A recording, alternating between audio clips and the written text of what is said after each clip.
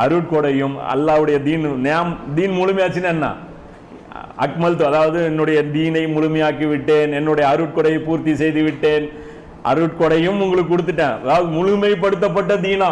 எப்படி யூதன் நம்மளை பார்த்து பொறாமப்படுறான், ஆனா என்ன வச்சிருக்கோம்னே தெரியல பாருங்க. நம்ம கையில வச்சிருக்கிறது பார்த்து அவன் பொறாமப்பட்டே இருக்கான். நாம அதை எடுத்து இப்படி சொரிகிறோம், இப்படி வைக்கிறோம், பாக்கெட்ல போடுறோம், பல்லு விளக்குறோம், தூக்கி கீழே போடுறோம். அவன் கீழே நம்ம வச்சா எடுத்துட்டு ஓடிடலான்னு பார்க்கலாம். நம்ம வைக்கவே, நமக்கு அது கையிலேயே வச்சிருக்கோம், அது யூஸும் பண்ண மாட்டேங்கிறோம், கையிலேயே வச்சிருக்கோம். அது தீனு, அருட்கொடை, அல்லாவுடைய நியாமத்து பெற்ற முழுமையாக்கப்பட்ட தீனு உங்களிடம் வந்துள்ளன. அல்லாஹ் அடுத்து சொல்றான் பாருங்க, இனியும் இனிமேலாவது எவனால் வாயை பேசுனீங்க, எவன் அல்லாவின் வசனங்களை பொய்யானவை என வாதிட்டு ரசூல்லாம் இஸ்லாத்தை கற்றுக் கொடுக்கறதுக்கு வரல, எங்களுக்கு அரசியல் கிளாஸ் எடுக்கிறதுக்கெல்லாம் வரலன்னு எவனால் வாய் பேசுனீங்கன்னா அல்லாஹ் சொல்றான், வாதிட்டு